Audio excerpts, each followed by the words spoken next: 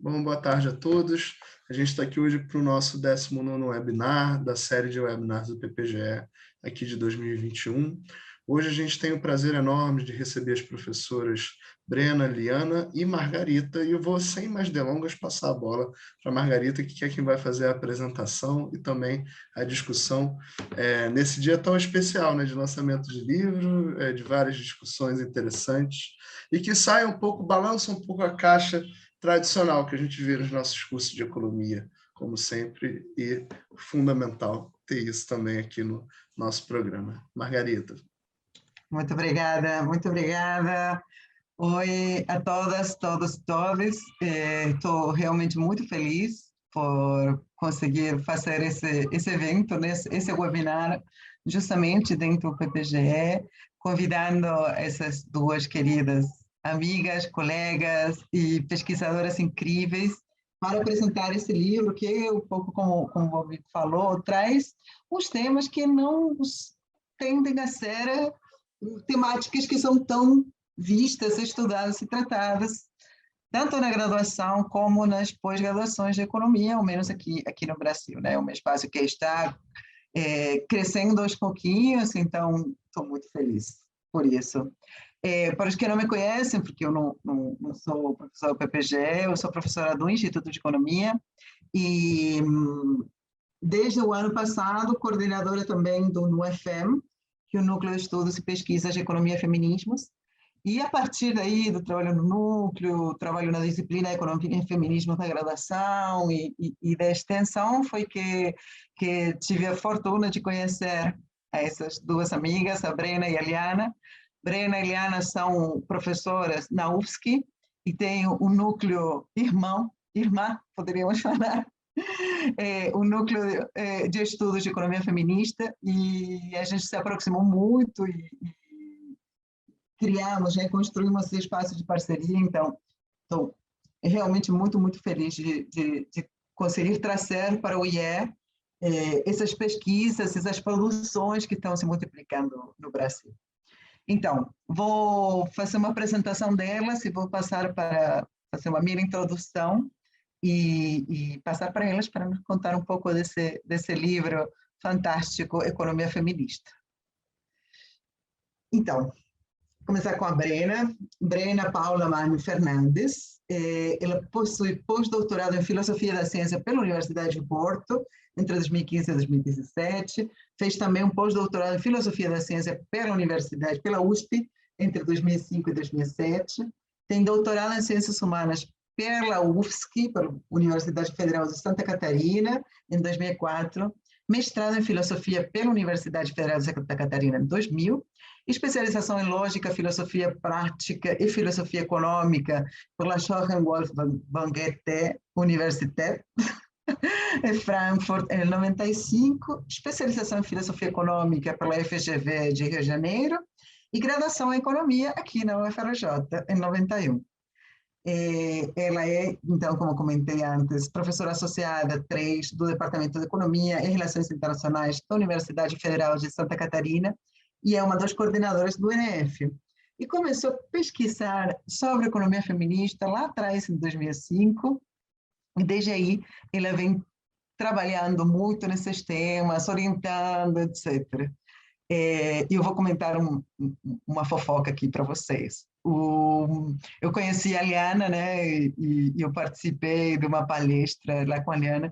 Para mim, a Brena foi sempre uma das autoras que eu mais li de economia feminista. E quando eu conheci a Brena, eu escrevi para as minhas colegas do NUEFEM: gente, eu estou numa palestra com Brena. Estou muito feliz. Então, muita admiração. E muita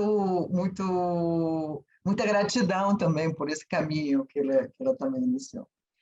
E a Liana, outra querida, doutora em Economia pela Universidade Federal de Santa Catarina, com mestrado em Economia pela Universidade Federal de Viçosa e graduação em Economia pela Universidade Federal de Santa Maria.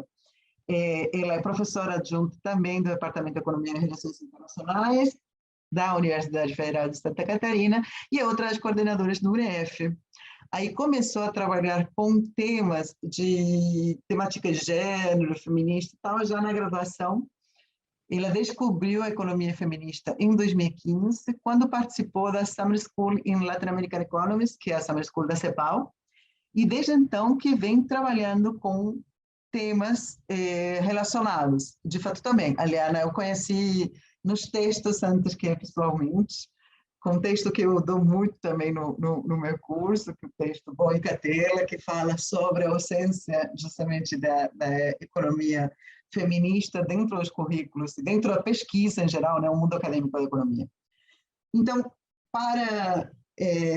só para dar uma palavrinha antes de passar para elas, né, a ideia fundamental que temos desde as pesquisadoras, os pesquisadores que aderimos a essa corrente do pensamento econômico, que é a economia feminista, que é bastante recente, temos essencialmente como objetivo cobrir uma série de lacunas que a economia tradicional, a economia, tanto desde o ponto de vista da economia clássica, sobretudo desde o ponto de vista neoclássica, mas também a economia clássica e keynesiana, marxista, etc., deixam, né? Em geral, a teoria econômica vai se focar muito no mercado, um mercado que está guiado pela lógica do lucro, e vai deixar sem explicar uma série de fenômenos, de opressões, de explorações, de segregações, sobretudo de gênero, de raça e também, em alguns casos, de classe, que não vão conseguir ser explicados nem abordados pela ciência econômica. Aí, então, a economia feminista vem a dar uma explicação sobre essas relações sistêmicas e uma coisa importante, muito interessante, que sobretudo o livro traz, que agora as pesquisadoras, os professores vão falar seguramente para vocês, é justamente esse entendimento que é uma corrente do pensamento econômico, não é simplesmente ir estudar o que acontece com as mulheres, sino que a economia feminista traz conceitos sobre o funcionamento, é uma teoria completa que traz conceitos sobre o funcionamento da teoria econômica em geral, das relações sociais de produção e de reprodução. Então, acho que é muito importante, inclusive, que aqui no seminário da pós-graduação a gente começa a ter essas falas, esses olhares, né? E a pesquisar um pouco mais ao respeito. Então, vou parar um pouco por aqui. Só agradecendo mais uma vez e convidando a todas, todos e todas vocês a ler o livro primeiro, A Economia Feminista. Economia Feminista é uma antologia que eles vão apresentar, mas também a ler mais, a pesquisar mais, tem muita produção e tem uma produção que está começando com força também no Brasil. Isso me enche de orgulho. Então, sem mais, passo para a Brena para nos contar um pouco sobre esse livro.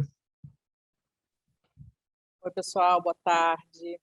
Nossa, estou super feliz e agradecida de estar aqui com vocês. Muito feliz de ter recebido esse convite da Margarita. Queria agradecer imensamente a generosidade dela, que é uma pessoa incrível, além de super competente, muito generosa e querida. E uma das coisas boas que esse ano tão difícil trouxe para a gente foi essas amizades novas e esses laços que estão se estreitando, que hão de durar por muitos e muitos anos, né? É o nosso desejo. E eu também queria agradecer muito o Bob e a Lídia por todo o trabalho de divulgação, a arte, feito tudo com tanto zelo, tanto carinho. A gente vê eficiência e também gosto, né, pela pesquisa e pelo conhecimento. Então, muito obrigada a vocês, a todos que estão aqui assistindo com a gente, todos aqueles que vão assistir depois a gravação. E essa participação tem um gostinho especial para mim, né? Como a Marga leu, eu já caminhei muito por essas tábuas corridas, já vi muitos azulejos portugueses, já conversei, muita conversa fiada nesse anfiteatro, então tem um gostinho de volta para casa estar aí com vocês. Muito obrigada mesmo. Então, gente, esse livro, ele é o resultado, o objetivo dele foi meio que fazer um apanhado e um fecho de uma trajetória intelectual, né, que tem como epicentro agora a economia feminista. Tem muitos assuntos nos capítulos dessa, são 6 capítulos, mais a nossa introdução dessa antologia, né? 3 capítulos mais antigos foram republicados de artigos que já tinham saído em revistas, e 3 capítulos inéditos. E o livro começa com discussões de filosofia da ciência, que tem muito a ver com a minha trajetória particular, né, que fiquei muitos anos estudando filosofia da ciência, epistemologia, metodologia científica. E agora esse olhar está voltado para a economia feminista, então eu tenho uma inserção na economia feminista que é muito pela filosofia, pela epistemologia, e ele vai terminar, o último capítulo sobre teoria dos jogos, então tem um leque assim, bem amplo de opções daquilo que pode ser feito, daquilo que pode ser estudado, de várias abordagens e temas, agendas de pesquisa que podem ser desenvolvidas à luz da economia feminista, né? Então, o que é a economia feminista? Assim, vou ser breve também, para a gente deixar tempo para discussão. Eu lembrei hoje de manhã, quando eu estava pensando sobre isso, né, o que eu ia dizer hoje, de uma frase do Hicks, do John Hicks, né, o economista, o laureado Nobel, que eu amo e que é muito representativa para mim, porque é uma frase filosófica, um rompante filosófico do Hicks, já não lembro mais em qual livro, ele disse o seguinte: teorias são como fachos de luz, iluminam parte do fenômeno, deixando o restante na escuridão. Então, se a gente pensa no fenômeno a economia, a gente pensa nas teorias, nas várias teorias como fachos de luz, elas estão dirigindo o seu olhar para determinada parcela da realidade econômica, né? E é isso que a economia feminista está trazendo, um foco de luz, um holofote para um grupo de questões e métodos e abordagens, perspectivas analíticas que estavam invisibilizadas, estavam obliteradas, estavam esquecidas, apagadas, porque os outros holofotes estão voltados para outros lugares, não estão voltados para essas questões aqui específicas, não da forma nem com o protagonismo que a economia feminista traz. Como a Marga já adiantou, né, não se trata aqui de ficar anotando fatos da realidade, né? Os homens fazem assim, os homens trabalham tantas horas por semana, as mulheres trabalham tantas menos ou tantas mais em casa, e ficar catalogando dados estatísticos. O que a gente está falando é de um aporte teórico novo, que está surgindo e está se consolidando, vem se consolidando. Na Europa e nos Estados Unidos, em primeiro lugar, né, tem um marco assim, institucional, a literatura localiza, mais ou menos em meados da década de 90, o nascimento da economia feminista como um corpo de conhecimento mais estruturado lá nos Estados Unidos, né, quando surge, logo em seguida na Europa. E nesses 25, 26 anos, o que vem acontecendo, que a gente vê é que a produção lá está aumentando e está se aprofundando, enquanto que a gente aqui está meio engatinhando, mas já nos organizando, né, também. E uma coisa que eu queria chamar a atenção com relação a esse amadurecimento da área, um dos pontos que um filósofo da ciência que eu gosto muito, que é o Thomas Kuhn, tem inclusive um capítulo, a abordagem kuhniana lá da economia feminista, um dos pontos que ele chama a atenção é que, para a gente identificar o nascimento de um paradigma, a gente devia olhar para alguns fenômenos que vão aparecendo, que vão dando dicas. E um deles é o aparecimento de manuais. Quando o conhecimento começa a cristalizar e a se solidificar, aparecem manuais. E esse ano foi publicado pela Routledge. Em 2021, portanto, saiu o Handbook of Feminist Economics. Então, o primeiro manual assim, de peso foi publicado nos Estados Unidos. É um marco institucional que agora temos um paradigma. Temos alguma coisa que já não é mais, não tem gente tateando, achando que está lá na fronteira tateando alguma coisa. Não, agora a coisa já se consolidou, né? Então, vou só pincelar algumas questões que são interesses principais, centrais, fundantes da economia feminista, que traz uma perspectiva analítica diferente, busca metodologias que sejam próprias e específicas para conseguir entender essa dinâmica de gênero que está subjacente a todo o sistema econômico. Vai ser um olhar que vai ser transformador em vários níveis, que busca identificar essas opressões de gênero, essas relações sociais injustas, nefastas, que misturam diferentes tipos de preconceitos, né? A gente está focado no gênero, mas a gente não deixa de observar também que tem outros marcadores atravessando esse sistema de opressões, raça, classe, orientação sexual, etc. Tá? Então, o olhar, então esse facho de luz, para continuar na metáfora do Hicks, está direcionado para algumas questões que são privilegiadas, que são questões que dizem muito respeito às mulheres, porém não exclusivamente. Porque, como eu falei, como essa dinâmica de gênero está subjacente a todo o sistema econômico, os homens estão sendo impactados, porque eles não nasceram de uma chocadeira, né? Eles nasceram de mães, eles têm irmãos, eles têm companheiras, eles vão ter filhos. Então, a dinâmica econômica toda está perpassada por essas injustiças. Então, algumas questões que a Liana vai falar mais na sequência, que a gente explorou na segunda parte do livro, né? Então, essa primeira parte foi essa visão mais geral, mais teórica, mais filosófica, e na segunda parte entram questões mais pontuais, assim, que dizem respeito muito a uma questão que é fundante, assim, que é o centro de gravidade, acho que em torno do qual giram muitas outras questões e problemas, que é a questão do trabalho invisível, né?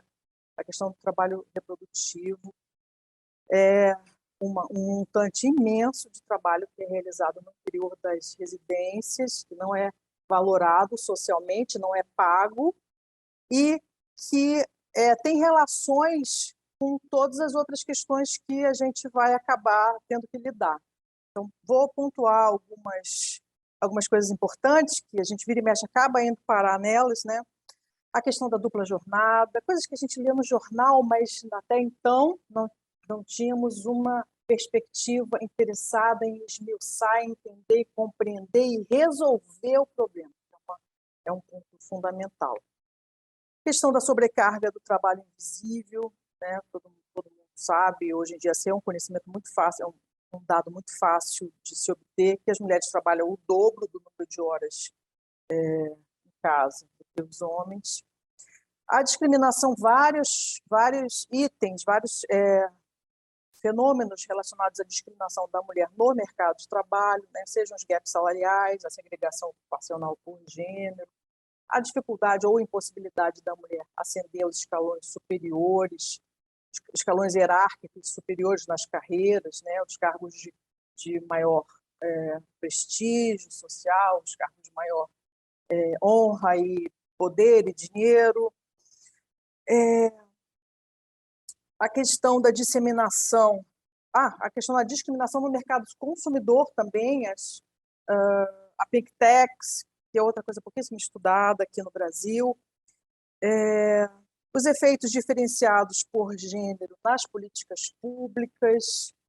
A gente participou de outro evento há poucas semanas atrás, em que a gente falou um pouquinho sobre a questão das políticas tributárias e suas diferenciações por gênero, né, os impactos diferenciados nas mulheres, e que essa área que é nova e que tem tudo a ver com a economia, é uma questão econômica, fundamentalmente econômica, ela está sendo colonizada pelo direito tributário. Então, os advogados são interessadíssimos em discutir isso, entender por que isso está acontecendo, inclusive usando, se apropriando assim, de questões que são da economia feminista. Eles são mais interessados do que a economia, isso é muito curioso, né? Mas diz muito também sobre a ortodoxia, né? Da falta de interesse por questões que não estão ali debaixo do seu poste. Questões...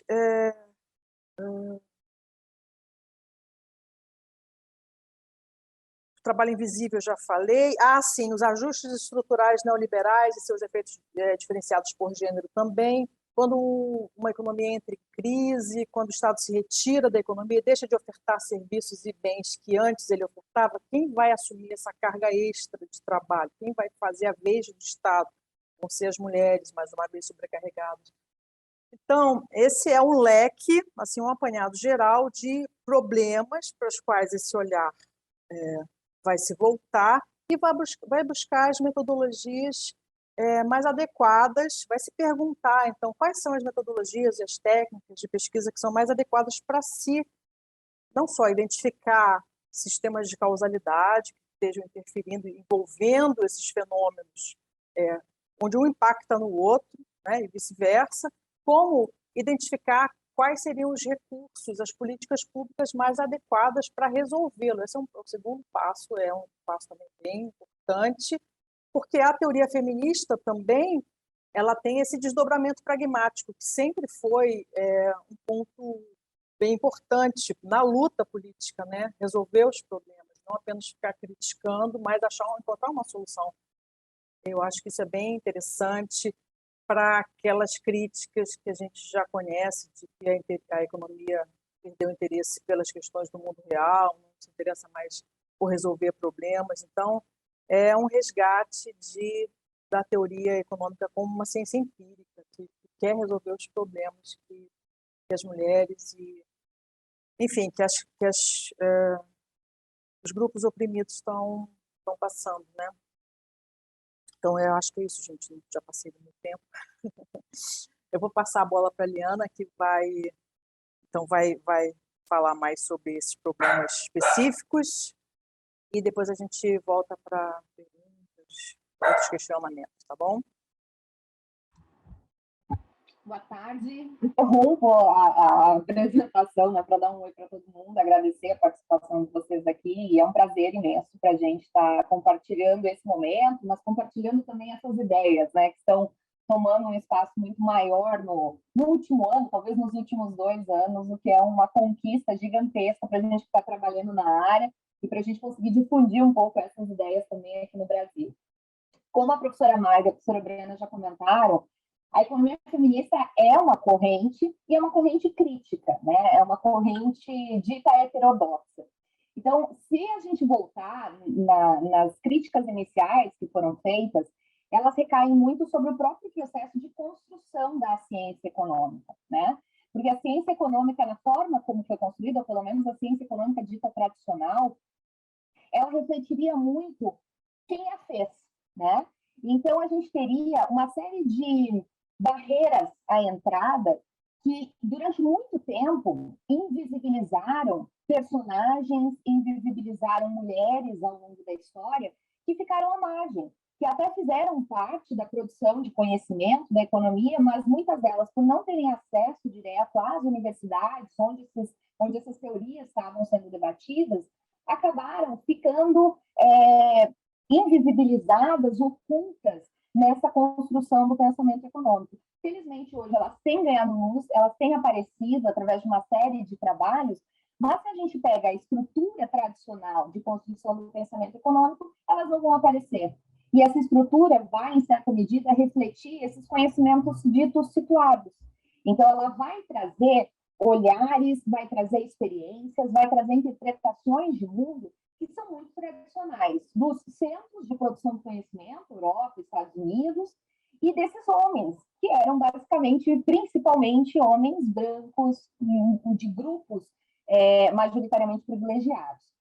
Então, as primeiras críticas que começam a surgir, ou que se começa a duvidar desse pensamento e desses conhecimentos que, a princípio, eram objetivos, mas que reconhecidamente se passou a vê-los como situados, se dá para e passo com a entrada dessas mulheres nesses espaços de debate, né, nesse mercado de ideias. E elas não necessariamente vão surgir e se incorporar diretamente na produção do conhecimento econômico de maneira imediata, mas elas vão levantar questionamentos importantes e vão romper, em certa medida, com essa homogeneidade que a gente observa na construção do pensamento econômico. E ainda que a gente tenha avançado muito nessas discussões, se a gente pega o nosso mercado de ideias, o mercado de ideias do Brasil, a gente vê que esse mercado ainda ele é marcado pela exclusão. Se a gente observa, por exemplo, a forma como se dá a distribuição dos estudantes de graduação no Brasil, 40% deles são homens brancos. E isso eu estou falando só do curso de economia. E a gente tem 3,5% apenas de mulheres negras, por exemplo. Se a gente vai para a pós-graduação, nos últimos dados que tem lá de ENAD, tinha 33% de mulheres, Agora, acredito, o Bob está participando aí da seleção da Ampec, eu até quero saber qual que é o percentual aí que está entrando nas turmas, porque pelos dados que a gente viu da Ampec no último ano, nesse último agora, o número de mulheres participando caiu bastante. E se a gente vai para o corpo docente, cai ainda mais. Então, as professoras de pós-graduação representam apenas 20%. Então, não é surpreendente, na verdade, que o campo da discussão de gênero no Brasil e no mundo acabe sendo também marginal.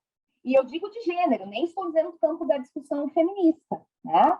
Esse trabalho que a Marga comentou que ela utiliza, eu tentei mostrar um pouco quanto que foi a produção que a gente pode associar com gênero e feminista entre 1990 e 2015, pegando as revistas classificadas no Qualis em Economia em B1, B2 e B3. E desses mais de 40 mil artigos, a gente tem em torno de 0,67% que fazem uma referência às mulheres. E esses artigos eles foram publicados majoritariamente em revistas que não têm core em economia. São revistas interdisciplinares que acabam sendo ponderadas pelo grupo de discussão da economia. Então, quando a gente pensa a forma de inserção das mulheres enquanto objeto de estudo, a gente tem também, historicamente, uma certa captura desse pensamento tradicional econômico para tentar solucionar esses problemas que passaram a ser levantados por essas mulheres que estavam entrando nas universidades. Como eles fizeram isso? Então, a gente vai ter lá nos anos 50, nos anos 60, basicamente a incorporação de uma variável ali dentro dos estudos, uma dummy, digamos assim, que vai refletir se é homem ou mulher, e essa dummy, que tem uma característica nem de gênero, é de sexo, eu diria, porque simplesmente divide, é homem, é mulher, e acabou a discussão por aí, ela é a crítica, né? É o que a gente chama de um feminismo domesticado, no sentido de reconhecer a diferença, mas em momento algum se explica de onde vem essa diferença, ou por que essa diferença está acontecendo. Ou mais ainda, como a gente consegue solucionar essas diferenças, ou minimizar essas diferenças.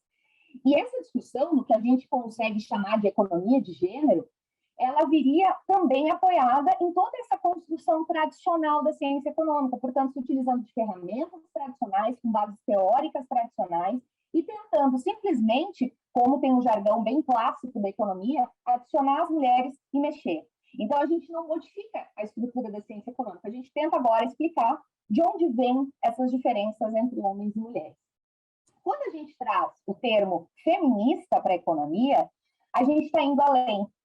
E, para isso, eu utilizo de um texto clássico da Julie Nelson, que é uma das grandes expoentes na área, e ela vai dizer que, quando a gente fala em economia feminista, a gente tem que cuidar para não criar dois estigmas.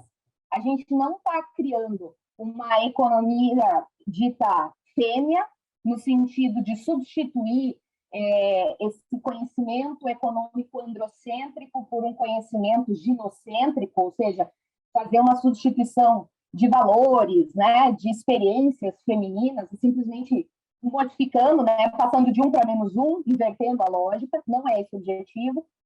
E também não é o objetivo a gente criar uma economia fêmea, no sentido de dizer que a ciência econômica feita por mulheres, para mulheres, pensando mulheres, é diferente da ciência econômica feita por homens, interpretando universos que até então são masculinizados. O que se quer, quando se fala em economia feminista de uma maneira mais ampla, é melhorar a economia. E melhorar a economia de que maneira? Ela vai elencar 4 elementos, né? Melhorar os temas que são discutidos pela economia, e nesse sentido, como a Mari e a Brena já mencionaram, é ampliar o escopo da análise econômica, não deixá-la circunscrita às discussões referentes ao mercado, mas é também um esforço para melhorar os métodos, é um esforço para melhorar os modelos, e é um esforço ainda maior de melhorar a pedagogia econômica. Porque, querendo ou não, a forma como as discussões de economia são passadas, muitas vezes elas acabam reforçando essas estruturas desiguais e de poder que a gente observa na sociedade. O grande problema, ou o grande desafio, é como fazer isso. E a gente não tem receita de bolo. Felizmente, não temos receita de bolo.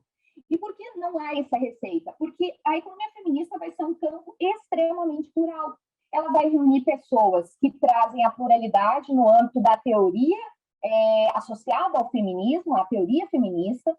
ela vai trazer pluralidade de pessoas que vêm de correntes econômicas muito diferentes, e aí, ao se juntarem, ela já é uma corrente, então ela, obviamente, vai ter um núcleo comum, e esse núcleo comum está centrado no gênero. O gênero é a categoria analítica básica, e o gênero como algo que é mutável, né? Varia no tempo, varia de acordo com a cultura, varia de acordo com os países, varia de acordo com diferentes situações. E mais do que isso, que esse gênero tenha que ser transpassado por outros marcadores sociais também. Que ele seja marcado por classe, por orientação sexual, por raça, enfim, que ele sozinho não seja também capaz de explicar todas essas diferenças que a gente observa e que foram, durante muito tempo, invisibilizadas. Então, a partir dessa inclusão, a partir desse olhar, dessa lente que a gente chama da economia feminista, a gente consegue se voltar para uma discussão de economia enquanto provisão social, né? Não é o mercado, é a provisão social. E a provisão social, ela está relacionada à sustentabilidade da vida, que é justamente ir além.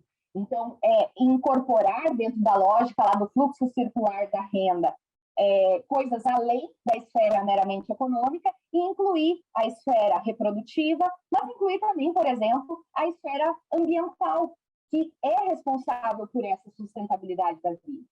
E dentro dessa reprodução da vida, pelo menos, a gente tem uma grande parcela de atividades que não são remuneradas. E que, historicamente, por não serem remuneradas, associadas ao trabalho doméstico, ao trabalho de cuidado, nos indicam que, hoje, né, a gente tem muito mais trabalho do que esse trabalho pago. Então, existe mais trabalho do que trabalho pago, que é usualmente interpretado pela economia tradicional.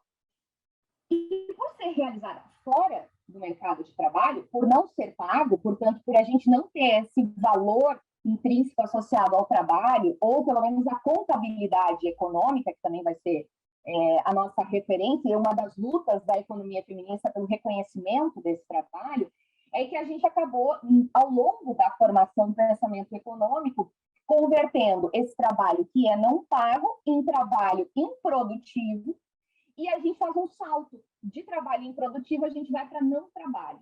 Então, esses afazeres domésticos, esses trabalhos de cuidado não são trabalhos, né? É claro que essa interpretação que surge lá com os clássicos, como a Marga falou, ela, além deles definirem o escopo de discussão da disciplina, eles ainda faziam uma certa vinculação entre essas esferas produtivas e reprodutivas, né?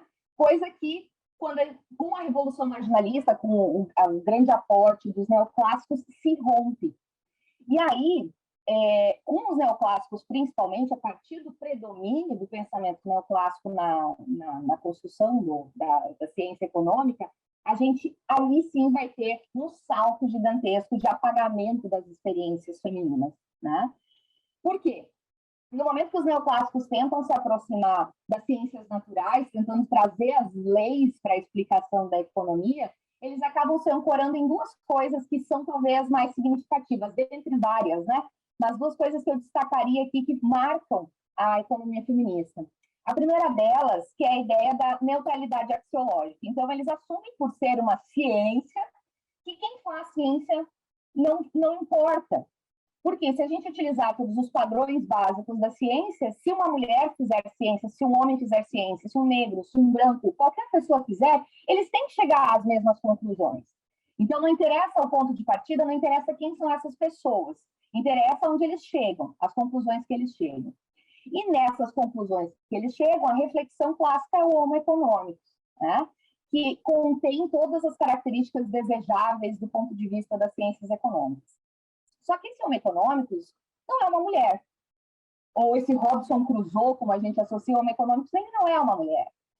Por que ele não é uma mulher? Bom, primeiro, ele depende de alguém ou outra pessoa depende dele. Então, ou essa pessoa, as mulheres, terão maridos que vão sustentar elas, ou elas têm filhos, ou terão filhos. Então, elas não são sujeitos independentes.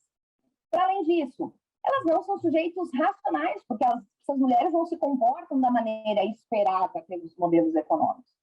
Então, a crítica que começa a surgir, ou a necessidade da gente reconhecer que esse Homo econômico, que vai estar centrado especialmente no mercado, na tomada de decisão maximizadora, ele vai deixar de fora uma série de outros trabalhos, uma série de outras discussões que, a partir de então, passam a ser completamente invisibilizadas pelas ciências econômicas. E aí, como se trata de um trabalho invisível, e aqui invisível a gente está focando especificamente nessas discussões associadas às atividades domésticas, né, não remuneradas, no momento em que essas atividades e essas experiências femininas ficam de fora, é como se a economia ignorasse grande parte do tempo de trabalho das mulheres. Não é apenas o que elas fazem, é como elas alocam esse tempo, o que elas fazem com esse tempo.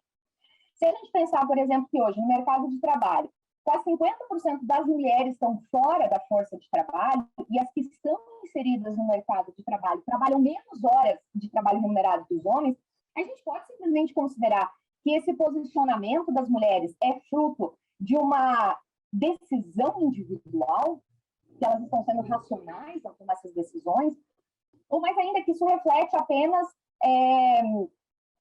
a sua disponibilidade biológica naqueles momentos. Me parece que não. E para a economia feminista também me parece que não. Então, quando a gente associa essa esfera produtiva da esfera não reprodutiva, a economia feminista ela não tende, embora focando nessas discussões associadas aos afazeres domésticos e às atividades de cuidado, ela não tende a reforçar os papéis sexuais de gênero no sentido de dizer, olha, são mulheres discutindo a economia, portanto, elas estão trazendo a esfera do lar para a discussão econômica. Não é isso. E também a gente não está negando uma série de conquistas que as mulheres conseguiram nos últimos anos em acesso ao mercado de trabalho, à política, às esferas educacionais. Por que a gente não está negando essas coisas e também não está trazendo uma reflexão focada apenas no lar? Porque, primeiro, enquanto algumas mulheres conseguem, de fato, chegar a carreiras mais altas, alcançar o topo, ganhar salários muito altos, a gente tem uma massa de mulheres que forma a metáfora do piso pegajoso, que está lá no nosso capítulo, né? Tem um capítulo abordando um pouco mais no livro sobre isso.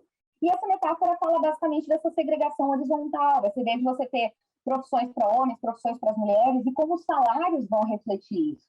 Então, quanto maior for a extensão dos trabalhos, do mercado de trabalho, associado à esfera doméstica, por exemplo, empregada doméstica, faxineira, cuidadora, professora de ensino infantil, menores são os salários.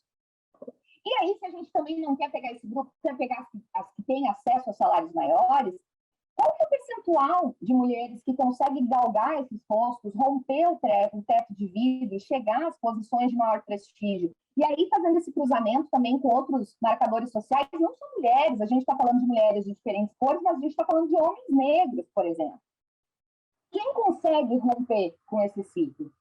Então, a gente tem esses dois efeitos analisados pelo mercado de trabalho e muitos desses efeitos vão recair no gap salarial, na questão da diferença de salários, na desigualdade de salários, que é a discussão que começa a surgir na economia, trazendo a discussão de gênero, e ela, circunscrita à esfera do mercado de trabalho, não vai trazer resposta.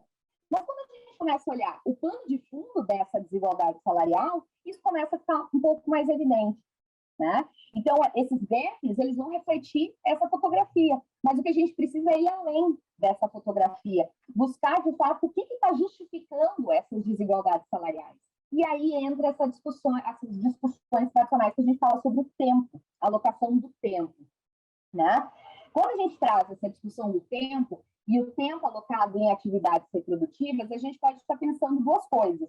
A gente pode estar pensando na possibilidade de as pessoas, de fato, escolherem seu tempo e alocarem seu tempo para as atividades reprodutivas nas horas vagas dela, portanto, a gente teria uma complementariedade entre o tempo destinado às atividades produtivas, remuneradas, e às atividades reprodutivas, mas a gente tem que também pensar na situação que a gente vislumbra e que impacta muitas mulheres, inclusive essas 50% que estão fora do mercado de trabalho, são aquelas para os quais não existe complementariedade entre esses tempos, existe substituição.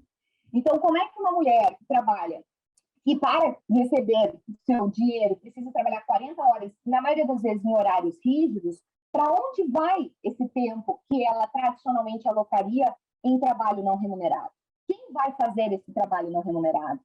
E se a gente pensa a forma como o mercado ajusta essas mulheres, vai se dar através do mercado informal, do mercado parcial, do impacto que isso gera sobre a rotatividade desses trabalhos, sobre o impacto que gera sobre a insegurança desses trabalhos. Então, é ali que essas mulheres vão estar inseridas. Não é à toa que esses indicadores sempre são mais feminizados.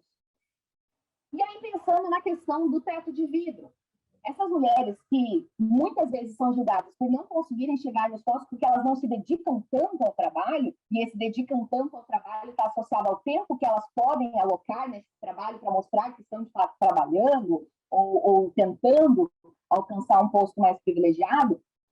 Que tempo é esse? De onde elas tirarão esse tempo? Ou mais ainda, se elas precisam viajar para conseguir alcançar uma posição melhor? Ou como elas vão fazer isso? Como elas vão conseguir conciliar? Algumas conseguem terceirizando esse trabalho. E elas repassam esse trabalho para empregadas domésticas, né, para babás, para restaurante, para lavanderia. Mas lá no fim dessa pirâmide vai ter mulheres, e uma grande quantidade de mulheres que não têm a possibilidade de terceirizar esse trabalho. E aí essas mulheres que não têm renda para comprar esse trabalho extra, contratando babás, empregadas domésticas e coisas desse tipo, e também não podem contar com o Estado fornecendo esse tipo de serviço, elas acabam transferindo para redes de apoio que acabam servindo de forma informal, de maneira informal, para conseguir dar sustentabilidade para elas conseguirem tanto se inserir nesses mercados, quanto garantir essa reprodução da vida. Então, quando a gente está falando desse tipo de experiência, a gente está pensando em experiências que são extremamente heterogêneas, não somente entre homens e mulheres, mas entre mulheres. Quando a gente avalia, por exemplo, esses tempos gastos, esses tempos vão depender de idade, vão depender de estado civil, vão depender de renda, de escolaridade, vão depender da posição que você ocupa no domicílio. Por exemplo, se a gente está falando aqui de pós-graduação, se a gente pega a questão da escolaridade. Para os homens, a escolaridade não tem grandes impactos no tempo que eles dedicam às atividades reprodutivas. Mas para as mulheres tem. Quanto mais escolarizadas elas forem, menor o tempo que elas gastam em atividades reprodutivas. Porque está associado à renda. Afinal de contas, mulheres mais escolarizadas têm a possibilidade de ganhar uma renda maior e com essa renda maior conseguem terceirizar o serviço ou comprar utensílios que possam facilitar esse serviço. Se a gente pensa, por exemplo, no estado civil, ser solteiro para os homens a situação na qual eles vão alocar mais tempo de trabalho reprodutivo. Enquanto ser solteiro para as mulheres é o menor tempo. Elas casadas alocam mais tempo. E com o número de filhos, essa divisão de tarefas é ainda mais marcada. Quanto maior o número de filhos, menor é o tempo que os homens alocam em atividades não remuneradas e, portanto, mais tempo alocam em atividades remuneradas, enquanto as mulheres ocorre o inverso. Então, quando a gente pensa todas essas desigualdades, todas essas diferenças, o que a economia feminista tenta fazer é se aproximar dessa realidade, trazer uma teoria que retrate melhor essa realidade.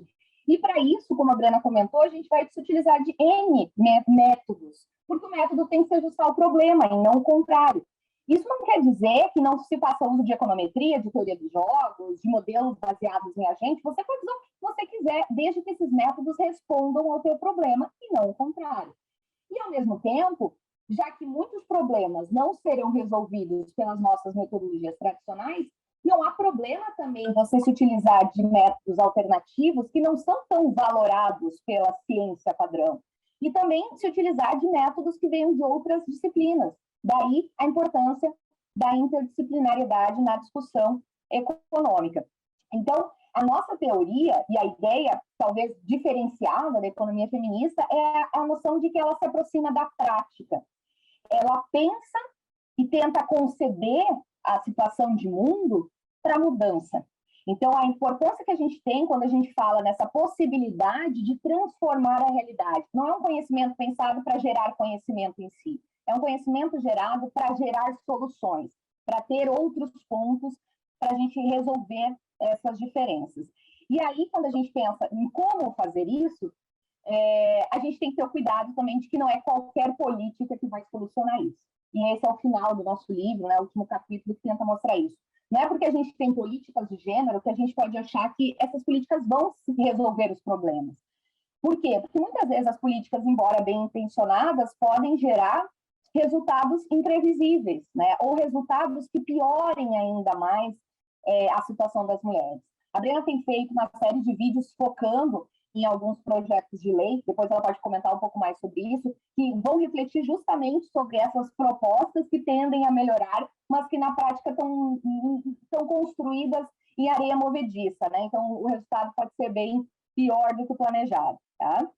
E também, e aí eu já estou indo para os finalmente, pensar que o gênero enquanto ponto de partida e as discussões que nos trazem esse debate em torno do trabalho não remunerado, do trabalho reprodutivo, eles são, como eu disse, ponto de partida. A gente tem utilizado muito esse discurso porque, nos últimos anos, tem saído estatísticas sobre isso, coisas que nos faltam, né? A gente é carente de estatísticas refletindo o que acontece da porta de casa para dentro. Então, como essa estatística ela tem essa articulação direta com o mercado tradicional, ela acaba sendo muito utilizada. Mas ela não vai ser utilizada apenas para analisar essas duplas jornadas ou essas desigualdades. Ela está sendo cada vez mais utilizada para explorar outras coisas, como é o caso que a Brena também comentou, da não neutralidade de uma série de políticas, né? Então, quando a gente começa a pensar um pouco mais sobre isso, e aí tem uma vantagem de ser uma corrente nova, é que ela está em permanente construção. O debate está acontecendo, as linhas de pesquisa dentro da economia feminista estão surgindo, e eu acredito que grande parte desse surgimento também tenha se dado em função dessa diversificação de quem faz a economia feminista. Porque até então, lá nos anos 90, ela estava muito concentrada na Europa e nos Estados Unidos. Agora ela tem uma força significativa na África, na América Latina, na Ásia. Então, são pessoas diferentes, com vivências diferentes, trazendo perguntas, questionamentos diferentes. Porque as mulheres de lá não são as mesmas daqui, os problemas de lá não são as mesmas daqui. Então, a gente tem uma diversidade de perguntas a serem respondidas, e conforme maior for a diversidade de quem se propõe a respondê-las, muito provavelmente o resultado também será diferente, e isso vai trazendo e vai adensando ainda mais o debate nessa área, tá? E aí nosso intuito aqui com o livro foi, de repente, lançar um pouco essas discussões iniciais. Obviamente, a gente não consegue sintetizar todas elas, né? É um início de discussão, e um início que é importante, porque as coisas ainda estão soltas, né? Felizmente, a gente teve a divulgação desse manual, mas esse manual ainda vai demorar para chegar, ele é caro, né? Então não vai ter para todo mundo que queira explorar e começar a conhecer a economia feminista. Mas o que a gente espera é que, de fato, quem consegue começar a ler, quem começar a estudar nessa área, que tenha por finalidade fazer a economia uma economia melhor, independente de tratar diretamente da economia feminista ou não, mas que seja com esse intuito de fazer a economia melhor, e que seja com o intuito também de ter uma reflexão que seja um pouco mais questionadora, né? Para a gente não simplesmente aceitar a economia como nos é passada, baixar a cabeça e estar reproduzindo o que a gente aprende. É isso aí, obrigada. Obrigada, Liana e Brena. Maravilhoso, realmente, eu acho que foi uma boa síntese sobre a situação, e um pouco essa ideia final, né? Poder usar a ciência econômica, voltar a entender a ciência econômica como uma ciência social e poder usá-la como ferramenta de transformação dos processos de exclusão social. Então, eu acho que o nosso interesse na economia feminista é justamente esse aí, né? E pensar e saber que, como a Brena falou no início, é uma teoria econômica que não pode ser desvinculada da prática política também, porque justamente se tem uma coisa que é claro que tem muitos problemas, é justamente essa ideia da neutralidade, né? Que muitas coisas ruins gerou também, né? Que sobre esse manto da neutralidade, uma falsa neutralidade, porque somos seres sociais, somos seres políticos, cada um vem eu acho, nesse sentido, é muito interessante como, inclusive, a teoria decolonial e o feminismo decolonial trazem essas questões, que todos temos um pensamento que é situado, né? E desde esse pensamento situado, a gente está construindo, trazendo e carregando as nossas mochilas, trazendo e carregando as nossas especificidades. Então, infelizmente, por trás desse manto, essa ideia dessa falsa neutralidade, acabou se chegando a uma metodologia abstraccionista, onde, ao abstrair, o que acaba ficando é sempre essa lógica dessa economia que vai existir através desse homem muito específico, né? Esse homem econômico que tem essas características tão específicas. E a partir daí, você chega à ideia da neutralidade das políticas econômicas, a ideia da neutralidade dos paradigmas, inclusive, de desenvolvimento econômico, etc., que o que acaba acontecendo, isso verificamos muito na realidade, ficou evidente agora com a pandemia, é que as políticas econômicas neutrais ou igualitárias para todo mundo, em países tão desiguais, acabam aprofundando, né, acirrando as relações de desigualdade e exploração. Então, eu acho que é um terreno muito fértil para ler, para estudar. Queria comentar também que esse ano também foi publicado um manual no Uruguai, em espanhol. Então, para quem tiver mais dificuldade de ler o handbook em inglês, tem na Udilar, publicado por Alma Espino, vou esquecer a outra organizadora, mas produziram um manual maravilhoso também em espanhol sobre economia feminista. E esse esforço gigante também da USC, da Brena e da Leana, para avançar a ter também uma produção em português, que ainda está um pouquinho para trás em comparação com outras regiões e dentro da região inclusive. Então, eu queria ver, não sei se tem dúvidas, perguntas, comentários, posicionamentos, o que vocês quiserem. Não sei, Bob, se querem parar a gravação, continuar. Acho que como é uma ocasião mais que especial, a gente pode continuar, né, gente? A não ser que alguém sinta-se mais desconfortável, a gente podia seguir a gravação. E aproveitar e estimular todos a colocar questões, debates. Acho que é uma multiplicidade de temas, né? Mas vou deixar espaço aí, depois, de repente, eu posso pedir uma questãozinha ou outra também. Clarice, eu acho. Marga, vou deixar a cerimônia contigo também, tá bom? Tá bom. Então, não, gente, se o que tiverem para perguntar, para comentar, para falar, está aberto. Então, seja no chat, seja pedindo a palavra, abrindo a câmera, falando. Vamos evitar as formalidades. Posso? Vai. Obrigado. Bom, boa tarde a todas, todos e todes. Prazer enorme ouvir vocês, Liana, Brena. Muito feliz, né, de poder estar ouvindo e poder vocês estarem lançando esse livro. É super importante para a gente, né? E aí, assim, eu já que, né, abriram o espaço, eu queria ouvir um pouco mais opiniões de vocês e sensações de vocês a respeito de duas questões que vocês colocaram que me interessam muito. Eu não sei, primeira, para as duas, né? Brena, quando você fala da coisa da economia feminista estar apontando como paradigma, no sentido cuniano e tal, como é que você vê isso? Porque o paradigma, quando ele vai se formando, ele tem essa questão que a liberdade vai diminuindo, né?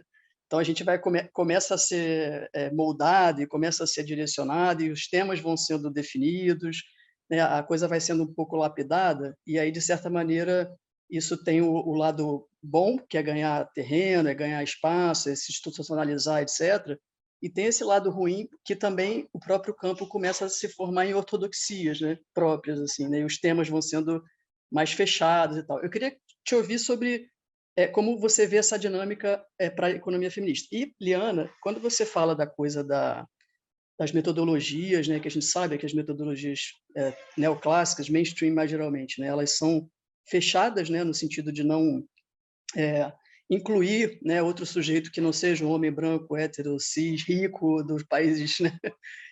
E a gente, historicamente, né, você tem esses ataques não, mas esses questionamentos E essa dinâmica é uma dinâmica que vai meio que esse núcleo, né, mainstream neoclássico, ele se protege muito e ele tudo que vem como ataque ele vai meio que expulsando e transformando em heterodoxias ou mesmo tirando do campo da própria ciência, né? Então eu queria que você falasse um pouco como você vê isso. Você acha que porque na economia feminista tem muito isso, um ataque diferentemente da economia de gênero, né, que consegue se conciliar mais com o núcleo neoclássico, etc. Como você vê isso das perspectivas para o próprio campo, assim, no sentido de que ele teria que se fundar como um campo heterodoxo, um campo de certa maneira herético, né? Então eu queria ouvir mais vocês sobre esses temas, assim, já que abriram o microfone. Muito obrigado. E quem começa? Posso? Então, obrigada pela pergunta, Clarice.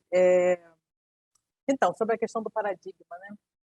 Eu falo um pouquinho nesse texto, nesse capítulo, que a gente, quando vai falar em paradigma na economia, já tem que botar aspas aí, né? Porque o Kuhn, originalmente, tinha pensado isso, ele olhou o desenvolvimento da física, que é a ciência, a rainha das ciências de todas, né, na época, e ele olhou a física como um modelo de maturidade para todas as outras ciências sociais. Ou seja, a rigor, para o Kuhn só poderia existir um paradigma de cada vez, né? E todas as outras teorias morreriam e aquele paradigma, aquela única teoria, conseguiria congregar todos os interesses. No nosso caso, o que eu estou propondo com a ideia de paradigma, porque na ciência econômica sempre existiram múltiplas teorias coexistindo no tempo e no espaço, né? Isso nunca, desde os clássicos, já estava Marx ali, já estavam outras correntes, tinha os antigos institucionalistas, então a gente tinha umas 4, 5 visões de mundo diferentes coexistindo. Então, dado isso, a gente está flexibilizando a noção original de paradigma do Kuhn, para que isso faça sentido na ciência econômica, tá? Eu estou entendendo o paradigma como uma peculiar maneira de ver o mundo, uma forma toda própria de enxergar o mundo. E o que a economia feminista tem de especial, que eu vejo, a diferença das outras, é uma confluência de ingressantes que já vieram formados de outros lugares.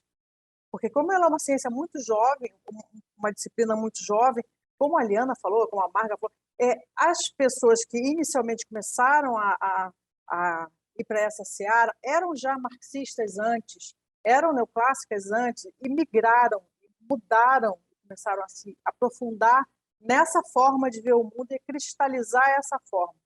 Então, tem, de fato, o ganho e a perda, né, de todo o paradigma. À medida que o tempo vai passando, a tendência é que as arestas vão sendo podadas e que o conhecimento vá sendo aprofundado. Mas isso a gente não está vivendo ainda. A gente está vivendo, acabou esse ano, né? O segundo, com dos indicadores de que surgiu um paradigma, olha, aqui tem um campo de estudo que está amadurecendo, é o manual. Tem 2 manuais, isso é um sinal de que passaram quase 30 anos, a coisa está se conformando. Mas a gente ainda tem vários eixos teóricos diferentes e, para que a pluralidade persista, isso é desejável que continue assim, né? Porque, como a Liana falou também, é muito interessante, é muito rico e é muito... a florescência da economia feminista tem a ver com o fato de todas as mulheres serem diferentes, e as nossas culturas serem diferentes, os nossos conhecimentos serem diferentes, e isso poder ser contemplado pela disciplina. Como tem essa perspectiva pluralista muito forte, com um eixo metodológico dentro da economia feminista, e essa é uma posição com a qual eu me alinho, a defesa do pluralismo pode ser um antídoto contra o enrijecimento do paradigma, com aquela coisa de você ficar insensível para que o outro está dizendo, sabe? Então, essa coisa, tem a origem de diversas linhas teóricas e tem a defesa do pluralismo como uma linha mestra dentro da economia feminista, que eu acho que pode ser uma proteção para a gente não cair nos problemas dos paradigmas tradicionais, que é ignorar o que o outro está dizendo, né, e ter a arrogância intelectual de achar que a sua posição é a única posição possível, incontestável e ponto final. Acabou a história. Acho que é por aí. Clarice, obrigada, que bom te ver aqui.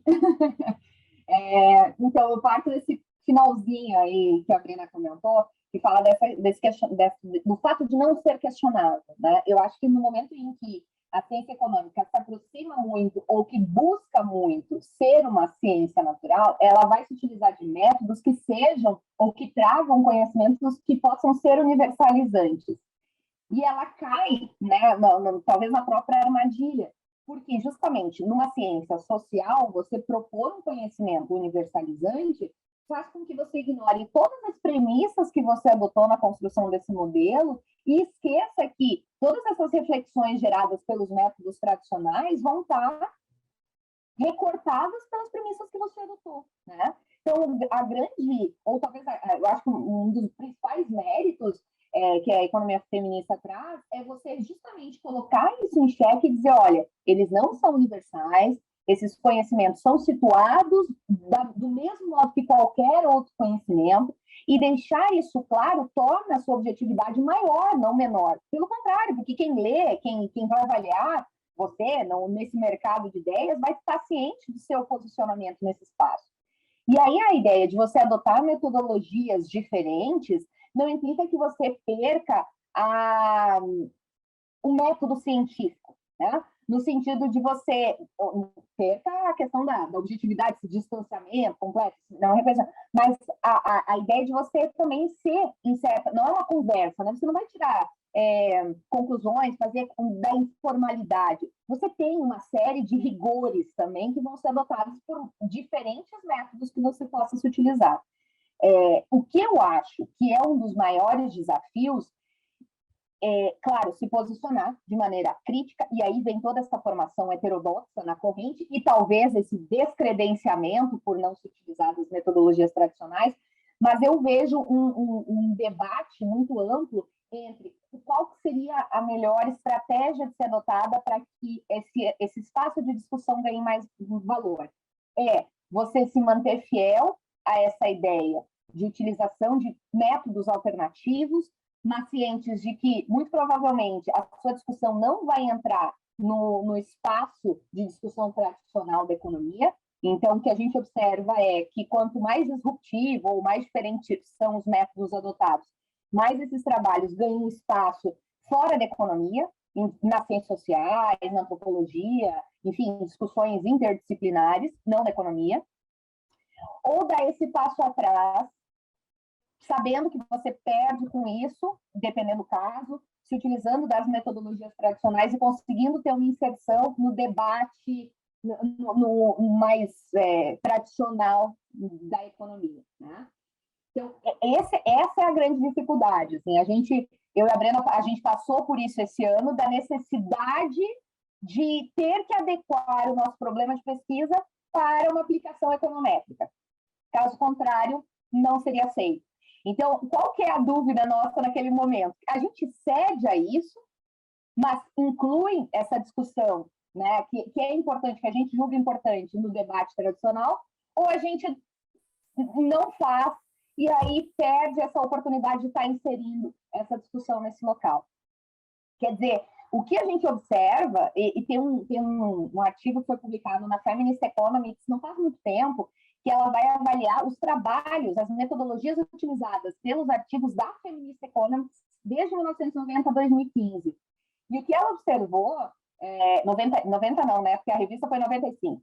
1995 a 2015. Aí ela faz o recorte dela. De 95 a 2005, a Feminist Economics publicou uma série de artigos com muitas metodologias diferentes. E aí, a partir de 2005, ela voltou a ter uma inflexão para trabalhos quantitativos. Tanto que, se você pega agora, esses últimos números, você vai ter muito trabalho aplicando econometria, por exemplo, né? Que era uma coisa que não aparecia quase nos trabalhos de 95 a 2005. E a hipótese que a autora levanta é justamente dessa questão de que talvez as pessoas que estão fazendo esse trabalho para publicar nessa revista, que é o espaço por excelência de divulgação das ideias de economia feminista, talvez elas já façam pensando na possibilidade de talvez não serem aceitas e terem que publicar em outros locais que vão cobrar delas esse tipo de metodologia. Então, ou, de outro modo, que se elas não estão fazendo, ou se estão tão habituadas a fazer isso nas áreas padrões, elas veem agora a economia feminista, ou a revista Feminist Economics, como uma possibilidade de publicação. Então, esses artigos começam a aparecer também. Quer dizer, eu acho que o desafio metodológico não ou talvez seja maior do que o próprio desafio teórico, porque trazer novas ideias, se utilizando das ferramentas tradicionais, é muito mais fácil de fazer com que elas sejam aceitas, embora sejam aceitas de maneira capenga, né? Porque foi esse amplo espaço de discussão da economia de gênero, e tentar romper com isso talvez seja o maior desafio que se tem, né? Como mostrar que, por exemplo, você tem aquelas... como é que é o nome? Eu não me recordo exatamente o nome do método, mas é um grupo que partem de grupos de discussão. E a partir desses grupos de discussão, você começa a pensar problemas. Então, é o inverso. A gente já vai para o campo com o problema pronto e a gente quer mostrar. Esse se faz o processo inverso. Vai para o campo onde se quer trabalhar e dali levantam os problemas que são úteis de serem analisados. Esse tipo de discussão, eu não consigo ver no curto prazo, por exemplo, isso ganhando força no mercado de ideias brasileiro. Mas o grande desafio talvez seja tornar isso uma coisa normal, né? Talvez seja ou pelo menos possibilitar que isso aconteça de uma maneira sem grande estresse para a discussão da economia. Não sei se eu respondi a tua pergunta, mas também se não respondi, quiser complementar alguma coisa, fica à vontade, Clarice.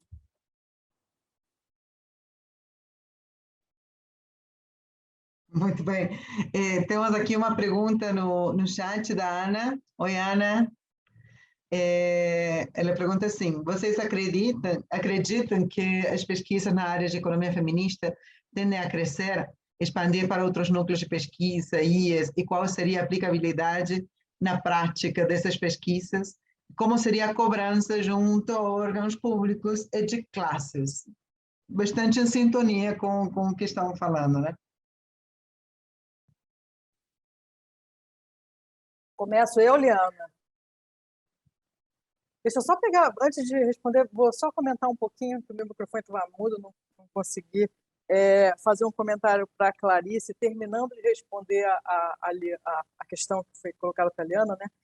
No livro tem esse capítulo, então, a Liana referiu, que a gente fez um trabalho que usava os métodos alternativos, e a gente gostou muito do resultado, só que as revistas não gostaram.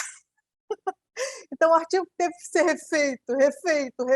No fim, ele estava tão diferente. Ele vai sair, finalmente ele vai sair, mas é uma terceira coisa, já não é o nosso, tá? Então, ele tem o mesmo título, o do livro é o original que a gente gostou, e o que vai sair é o completamente adaptado para conseguir sair. Ele teve que se transformar num modelo. Então, esse tipo de coisa. A economia é obcecada por modelos. A economia é obcecada. Mesmo as revistas, que são heterodoxas. É um negócio assim inacreditável, sabe? É muito estranho mesmo. Mesmo aquelas que teriam, em princípio, abertura para receber esse tipo de conteúdo, na verdade, elas não têm. Tá? Então, respondendo, quem fez a pergunta? Ana? O nome da moça é Ana. Então, Ana... Ana, está no chat, se você quiser ler de novo. Sim. Sim, acredito que ela já está crescendo no Brasil, né?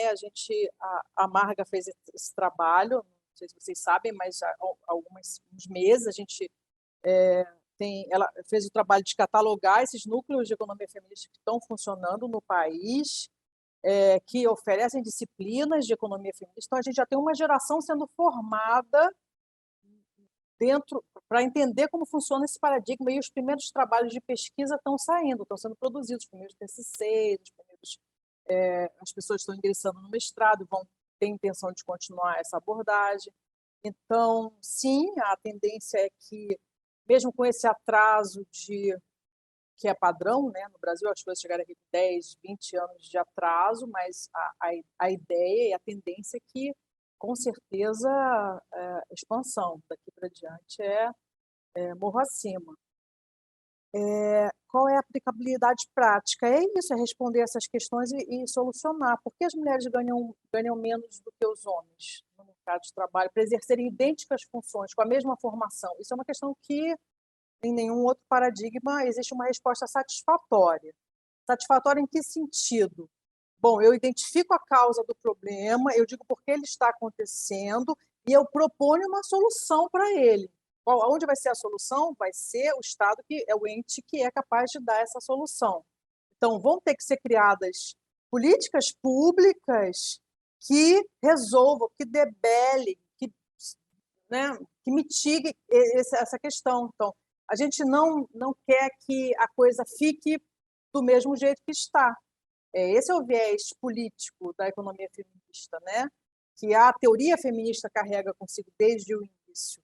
Então, sim, o passo é criação de leis ou outras políticas públicas que sejam sensíveis ao gênero, no sentido de resolver a questão que foi identificada lá na teoria. Isso nos mais diversos estratos, né? Com relação a todas aquelas questões que eu pincelei, fazem parte do universo de questões de interesse da economia feminista. Como é que se faz a cobrança junto a órgãos públicos e de classes? Bom, tem como você, por exemplo, votar a favor ou contra a criação de uma lei, eles fazem plebiscitos, né? O próprio fato das pessoas se inscreverem na disciplina e começarem a produzir conhecimento a respeito sinaliza que ali existe uma demanda social para essas respostas. E os deputados, os senadores, eles se sensibilizam com isso. E existe um movimento que é mundial, né? Não é apenas brasileiro, que começa a chamar atenção muito fortemente para essas questões que estavam invisíveis, não só questões econômicas, mas questões sociais, a questão da violência doméstica, os vários tipos de opressão de classe, raça e gênero, com todas as suas intersecções, né? Então, eu acho que é por aí. Eu acho que também só destacando, né, que quando se fala dessas políticas sensíveis a gênero, a gente não tem necessariamente políticas que sejam voltadas para as mulheres. Políticas sensíveis a gênero, na prática, são políticas que reconheçam efeitos diversos sobre indivíduos diversos na sociedade. Então, pensar a aplicabilidade disso é de duas maneiras, né? Eu acho que, como a Brena mencionou, essa questão da geração de trabalhos, porque, querendo ou não, ou pelo menos em teoria seria isso, né? As políticas são feitas tomando por base o que se tem como apoio teórico a elas. Então, muitas das políticas econômicas são guiadas pelo construto teórico que nós temos hoje. Quando a gente começa a gerar conhecimento sobre algo ou despertar para discussões que até então não aparecem, você dá uma caixa de ferramentas, né, para a geração de políticas específicas voltadas, então, com essa sensibilidade de gênero. Mas, de outro lado, você também, inevitavelmente, tem a necessidade de inserir pessoas que façam essas políticas, né? Porque não adianta pensar que a gente está fornecendo ferramentas se quem vai utilizar essas ferramentas não tem nenhuma sensibilidade para elas. Então, e aí entra o caso, né? Não adianta serem mulheres, precisam ser pessoas dispostas a dar atenção para isso, a estar atenta a esses problemas e propor também soluções a esses problemas. E dentre essas pessoas são homens, mulheres, que tenham esse viés, pelo menos, para a discussão feminista, né, do que a gente propõe dentro da economia feminista, mas das discussões que se ancoram nesse grande colchão, refletindo as demandas dessa sociedade e pensar essa sociedade. Se a gente pensa as evoluções que a gente já teve, grande parte das conquistas que foram feitas, elas surgem justamente da inserção de mulheres preocupadas com isso, que passam a estar atentas às demandas de licença maternidade, de creche, coisas desse tipo, né? Agora o debate dos absorventes e vai nessa linha. Quer dizer, realmente é importante o pano de fundo, mas você precisa também ter os agentes, né? E os agentes cobrando e fazendo e propondo essas mudanças. Então, é os dois lados da moeda funcionando de maneira paralela, é o combo de iniciativas, né? Uma iniciativa sozinha, muito provavelmente vai ter um efeito baixíssimo, né? A gente precisa de um combo de soluções. Isso, totalmente. Eu estava pensando agora, né, como um debate que apareceu semestre passado na disciplina, né, na economia e feminismos, que era realmente, a gente tem uma aula, inclusive, que falamos sobre os avanços, o movimento feminista e tal, e uma parte de conseguir atingir esses resultados, né, de conseguir essas políticas transformadoras, é realmente ter representatividade. A gente precisa ter pessoas nos representando que tenham esse olhar, que tenham esse interesse, e aí apareceu bastante a questão de, por exemplo, não basta simplesmente você ter mulheres, você tem que ter mulheres que tenham esse olhar. Não basta ter uma ministra mulher, você não basta ter a Damares. Você precisa uma mulher que seja feminista, que tenha uma mulher feminista, que tenha uma preocupação pela redução dessas desigualdades e inequidades. Então, apareceu justamente o exemplo que é um exemplo bastante difícil, né? A ministra o Ministério de Gêneros e Diversidade Argentina, a Eli Gomes Alcorta, é uma super referente do movimento feminista e que conseguiu chegar aí também a partir do processo de luta do movimento feminista argentino. Então, em contraposição, quais são as pautas que esse ministério leva para frente e quais são as pautas que o Ministério no Brasil leva para frente, sendo que os dois estão representados por mulheres, né? Os dois, na frente desses ministérios, têm mulheres. Bom, na Argentina se avançou com as cotas para trabalhadoras trans e homens e mulheres trans dentro do Estado, se avançou com o documento com gênero neutro, se avançou com orçamentos para luta contra a violência de gênero, se avançou com uma quantidade e agora está avançando na discussão interministerial de uma política integral de cuidados. Uma coisa que no Brasil não é nem pensada sequer. No Brasil não temos ainda sequer as pesquisas necessárias para entender se uma política integral de cuidados é uma necessidade ou menos. Então, aí aparece qual é a potência de ter esses estudos, mas também de ter essas representações. Por isso eu falei, quando falei antes, para a gente, a nossa prática teórica não é desvinculada da prática política. E o conseguir atingir esses resultados e conseguir levar na prática todos os estudos maravilhosos que estão sendo feitos. Eu já orientei trabalhos super interessantes sobre orçamento, trabalhos super interessantes sobre participação de mulheres na política e pobreza do tempo, sobre trabalho doméstico, sobre vários temas diferentes. Eu sei que a Brena também orientou muito sobre temas de tributação, chega muito agora a demanda, inclusive, como a Liana comentava, né, de pensar a menstruação e o que significa, né, ter políticas para pessoas com capacidade gestante, menstruantes, etc. Bom, você pode ter todas as pesquisas, mas se depois, na prática política, não temos um movimento que lute por isso, não temos uma exigência para os representantes, não temos, sobretudo, pessoas nos representando que têm esse olhar, infelizmente, com a teoria só ficamos mancando, né? Falta uma parte. Bom, tem a Eliane aqui que colocou também. Professoras, se puderem comentar a relação entre economia feminista e economia do cuidado.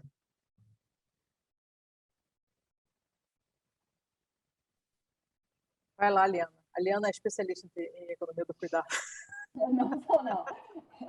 Então, na verdade, a gente interpreta, assim, pelo menos na minha visão, que a economia do cuidado é um nicho da discussão da economia feminista, né? Porque ela vai tocar muito mais nessas discussões associadas justamente e especificamente aos efeitos que a gente tem desses trabalhos reprodutivos, como isso marca a sociedade, como isso marca as limitações sobre as mulheres, e mais do que isso, pensar nos problemas associados a isso, né? O grande debate que se tem dentro da economia do cuidado é a crise do cuidado, né? O que a gente faz agora, dado que a nossa configuração é de você ter muitas mulheres que antes você não tinha inseridas no mercado de trabalho, e agora, conforme a gente vai passando por uma mudança do perfil etário da população, essas mulheres conseguiram sair, né, entrar no mercado de trabalho, sair das residências, enfim, né? Mulheres sempre trabalharam, mas esse grande grupo, assim, enquanto realmente um grupo mais representativo conseguiu se inserir em função da queda de natalidade, né? Só que agora a gente passa por um movimento inverso, que é do processo de envelhecimento da população. Então, como a gente agora, para quem vai ficar esse cuidado?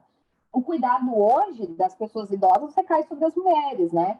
Então, quem vai ser responsabilizada por isso? E se essas mulheres que agora estão no mercado de trabalho, elas terão que sair desse mercado de trabalho para cuidar da população idosa? Ou quem que vai gerar esse cuidado? Então, eu diria que a economia do cuidado é talvez um dos grandes cernes de discussão da economia feminista, mas ela está muito focada nas políticas específicas para essa discussão e como isso tem a relação partindo do cuidado como eixo central. Enquanto a economia feminista é um campo mais amplo, ela está articulada e pelo reconhecimento desse trabalho reprodutivo, mas ele impactando outras searas, não apenas essa discussão implícita voltada para o questionamento de quem cuida e de quem é cuidado, né, desse ponto de partida. Eu interpreto dessa maneira, tá? Mas eu acho que se a Marga e a Brena quiserem comentar alguma coisa adicional, fiquem super à vontade. Inclusive, grandes expoentes da economia do cuidado, dito da economia do cuidado, nem são tanto da economia, elas vêm já de outras áreas por ser um campo de estudos interdisciplinar, né? Então, elas não estão tão preocupadas com essa crítica ao mainstream ou coisas desse tipo que a economia feminista traz como base para sua construção. Elas estão centradas realmente nessa discussão do reconhecimento do trabalho reprodutivo. Concordo, 100%. Assina embaixo. Também tem meu voto. Queridas, mais alguma? Estamos meio já no limite do horário, não sei se temos mais alguma última intervenção, pergunta, ou se o Bob anima para fazer a pergunta que ele queria fazer. Não, na verdade, já vocês trataram, justamente eu ia... engraçado, né? A gente estava falando aqui no início antes da gente começar o seminário, de fato, sobre essa coisa de voltar à aula presencial e tudo. Na minha primeira aula do curso de setor público, eu falava, bom, a gente muitas vezes abre qualquer manual de setor público, né, e apresenta toda a discussão do setor público como se fosse uma espécie de ciência neutra, desvinculada das práticas e pressões políticas e da luta política como um todo. E aí, justamente, lendo o primeiro capítulo do livro, né, da Brena, esse era o ponto que eu achei central da gente pensar, pensar toda essa prática, né, dos economistas em geral e das economistas, enfim, a partir de uma perspectiva em que a gente coloque isso como um ponto central no coração da coisa. E eu ia justamente pedir para vocês explorarem um pouquinho mais disso, mas acho que, de certa forma, vocês já trataram, mas se quiserem falar mais um pouquinho aí, a gente atrasar mais 10 minutinhos, né, tá ótimo também, não sei, vocês sabem. Vou só falar uma coisa antes de passar para elas. Muito rápido, que uma coisa que a gente vem trabalhando bastante nessas reuniões que a Brena contou, secretas de economistas feministas do Brasil, que realmente a economia feminista perpassa por todos os temas. Então, assim, o que uma das professoras falava outro dia, uma professora da UFP, que é uma colega também, a Kellen falava, gente, eu espero um dia não ter que ter uma disciplina de economia feminista. Eu espero um dia que a economia feminista esteja em todas as sementes, né? Porque justamente sobre todos as diferentes visões, a macro tem você precisa ter um olhar desde a economia feminista para entender como todos os programas de desenvolvimento, todos os processos, então, tem um efeito diferencial, e não só sobre o gênero, também sobre a raça, sobre a classe, coisas que realmente, pela ciência econômica, são completamente apagadas. Então, eu acho assim, eu descobri de velha já, né, essa corrente teórica, os que me conhecem sabem que eu venho de outro lugar, desde o estruturalismo e o desenvolvimento e tal, mas para mim sempre ficaram muitas lacunas, tinha muitas coisas e realmente quando eu descobri essa complexidade que a economia feminista traz, claro, com milhões de defeitos ainda, porque, como a Brena falou, estamos em processo de construção dessa corrente teórica, então ainda com todo o que significa pensar os diferentes ângulos disso. Mas é interessante que todos os temas são abordados, porque a produção e a reprodução, a macroeconomia, as políticas econômicas, o ajuste estrutural, tudo tem um efeito diferenciado, não neutral de gênero, raça e classe. Então, isso, passo para a Brena. Só essa palavra, queria. Boa, obrigada pela pergunta. Eu não sei se foi nesse artigo, nesse primeiro capítulo, que eu coloquei uma citação da Julie Nelson, que é bem representativa disso que você falou. Vários leitores que estão lendo isso aqui podem estar se sentindo familiarizados com essa discussão, né? Nunca te ouviram falar em economia feminista, mas estão ouvindo. Parece que tem um déjà vu. É porque essa discussão perpassa muitas críticas heterodoxas, muitas das reivindicações da economia feminista são reivindicações de que se faça economia, uma boa economia. Então, ela diz, olha, vocês podem estar achando isso aqui muito familiar, porque, na verdade, o que a gente quer é isso, é melhorar a economia, como várias outras correntes que já estão criticando isso aí há milênios, né? Então, tem coisas que estão pisadas e repisadas, mas que não mudam. Você vê essa história aí da obsessão pelos modelos. Isso é uma coisa que não caiu ainda, apesar de já ter décadas, séculos de críticas aí nas costas, mas a coisa não... Desde que os neoclássicos são os neoclássicos, que está aí isso, né? Então, são coisas que a gente vai... Quem se sensibiliza com essas críticas vai entendendo que é alguma coisa muito mais profunda do que só tratar de problema de mulheres ou de gênero. É uma coisa que vai na raiz da forma como os cientistas têm tratado a economia. Acho que é por aí. É bem isso mesmo que você falou. Não, perfeito. Eu não sei se a Lídia quer fazer um último comentário, alguma... Não só em relação ao que a Marga falou da a macroeconomia, se fosse escolher um campo, eu acho que é dos mais fechados e, enfim, e pouco diversos, assim, da economia, né? Passa por cima de várias questões.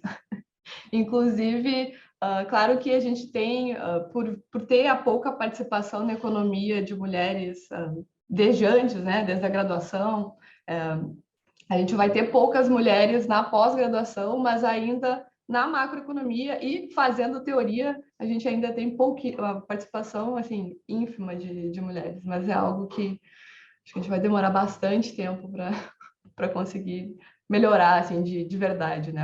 É um processo e acho que o trabalho de vocês é muito importante para isso também. Estou feliz de estar aqui como espectador ouvindo vocês.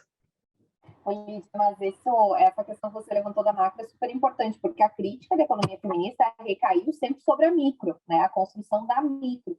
E a macro, ela tem começado agora. Então, assim, os primeiros trabalhos estão surgindo nesse escopo do que tem chamado de macroeconomia de gênero, né? Que é tentar justamente repensar um pouco esses modelos, como eles poderiam ser adequados, se for o caso, se cabe ou não cabe essa adequação, né? Quais teorias ali dentro, o que dentro dessas teorias poderia ser trabalhado, o que não, né? Porque, em geral, também tem que se deixar claro que a economia feminista, não, como a Brena gosta dessa expressão, né? Não joga a banheira com o bebê fora, né? Com a água fora. Ela mantém coisas ali também, né? Coisas que são úteis. Então, é realmente repensar. E isso, de fato, a macro tem sido o último, talvez, espaço ali que está sendo trabalhado, né? Isso, Lídia, vem com a gente, vem trabalhar com a gente, vamos transformar essa macro também. Eu já convidei o Bob, agora convido você, eu quero trabalhar Esse é o meu problema, que eu quero trabalhar todos os temas, né? Eu, cada vez que encontro alguém, falo, então, desde a economia feminista, a gente pode... Eu já estou mergulhando nas finanças agora, na macro, no mercado de trabalho. Então, venha com a gente. Palavra, né? Tá difundindo a palavra da economia feminista. Pois é. Precisa escolher um livrinho para levar, né? Para mostrar. Precisamos de um livro físico. Então, conte para a gente quando vai ter um livro físico. Pois é, eu aproveitar, Marga, a gente coloquei aqui o acesso ao link. Quem ainda não acessou o link, gente, pode baixar o livro lá na Amazon. Tá um precinho bem camarada ainda. Mas ficou essa dúvida, né, de quando é que ia ser o... Se sai o físico... Atrasou um pouquinho, vai sair, porque assim, a gente está com vários projetos, esse foi o primeiro de 3 volumes, né? Então, os outros estão no forno já, e a expectativa é que, final de janeiro, no máximo, pelo menos esses 2 primeiros já estejam aí, tá? Mas a gente avisa vocês. Avisem, por favor, e assim, as portas estão abertas aqui para lançar o 2º volume, o 3º volume, sempre que vocês quiserem, certamente, possivelmente no ano que vem, voltando lá aos corredores e aquele delícia. Teatro de Arena, né? Presencialmente seria muito Aí bom, a gente né? até paga para ir, né? A gente dá um jeito, a gente sempre dá um jeito. Bom, gente, eu vou aproveitar então, vou agradecer enormemente a Brena, a Liana, a Marga por ter topado hoje fazer isso. Espero que vocês tenham gostado tanto quanto eu gostei. E a gente, eu e a Lídia, a gente está também, é o nosso penúltimo, né, seminários que a gente está organizando. A gente vai passar o bastão no ano que vem, mas a gente ainda tem um último, em que a gente aproveitou essa ideia da Marga e também vai fazer um outro lançamento de livro. A gente vai contar com o nosso colega e companheiro Juan Pablo Painceira, que vai lançar com a gente o livro dele, Financialization in Emerging Economies, Financiarização em Economias Emergentes, Mudanças nas Práticas dos Bancos Centrais, e a gente vai estar com o Juan aqui no dia 10 de dezembro, também uma sexta-feira, esse mesmo horário de 3 às 4h30. Tá? Então, quem tiver interesse, em breve as informações vão estar lá no site, nesse mesmo link do Zoom, e a gente se vê, então, daqui a 2 semanas. Obrigado, Liana, Brena, pela participação mais uma vez. E, Marga, Obrigada, gente. sempre pode me cutucar e falar, vamos fazer um seminário que a gente bota para frente esse negócio. Tá bom? Beijo a todos. Obrigada, Bom final de Tchau, semana. obrigada, Guri.